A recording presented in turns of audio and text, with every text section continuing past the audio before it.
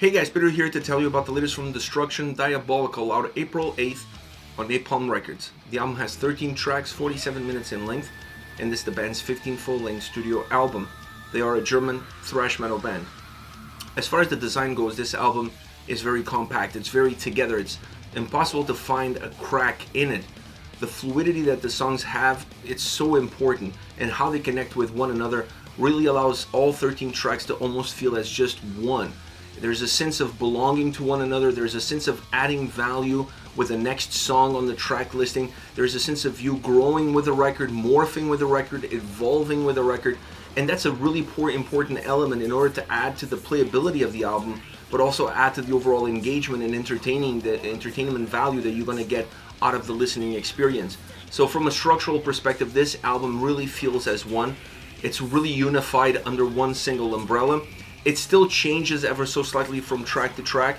They're using the same condiments, but the recipes are slightly different from song to song. So there's enough ebbs and flows throughout this record that you don't feel stagnant. But at the same time, no track on this album really breaks from the pack. So everything still stays very constant from start to finish. Now, as far as Soundscape is concerned, the same level of compactness that you see in the structure, you're going to find in the sound. This album is very robust from that perspective. It has a lot of depth, but everything is coming together as one. You have the drums, guitars, bass, everything working in parallel.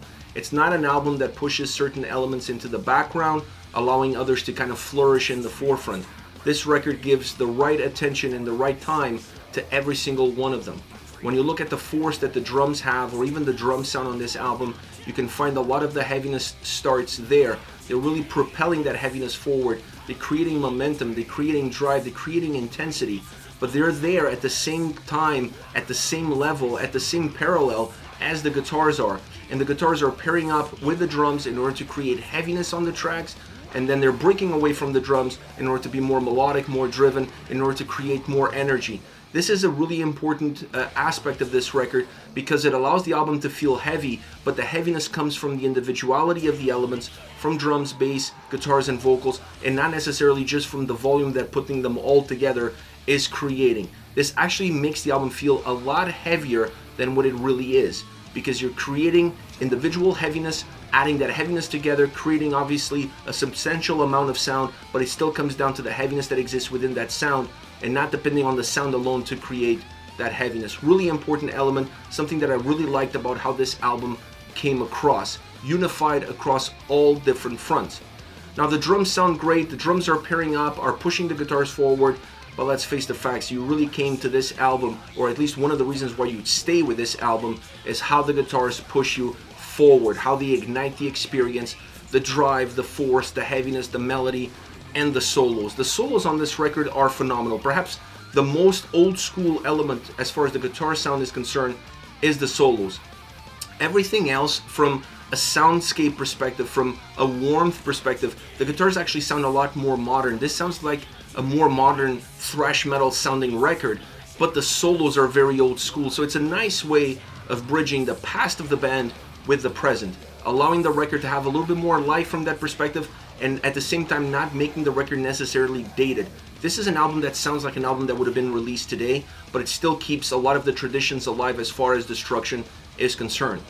Now, once it gets to the vocals are perhaps one of the most dynamic elements on this record. The range is really wide, and this adds a lot of life. And when you look at an album that has constants at every single turn, in terms of how the songs are constructed, in terms of how the album is put together, the volume, how everything comes as one, you need something that really changes the perception of the listener within the songs and from song to song.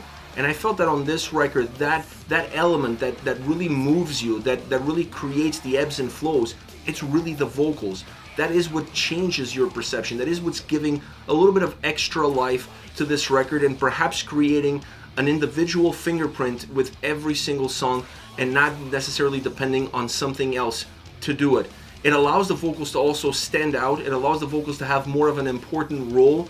It allows them to connect better with the lyrics and then connect better with the sound that's behind it, bringing everything together in a more unified fashion, but still being dynamic, still being engaging across every single element and across every single track.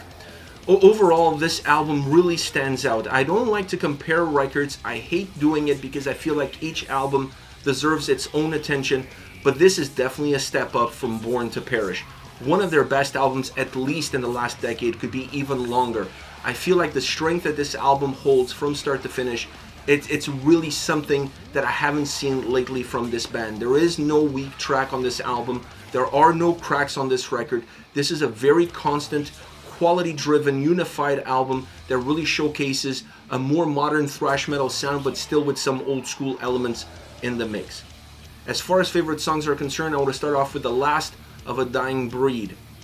This is a very methodic track, also melodic at the same time, and specifically how it opens. It opens in a very slow build-up fashion, allowing you to gradually grow into the song and grow with the song until the track unleashes itself and then becomes a more driven song, a more straightforward track.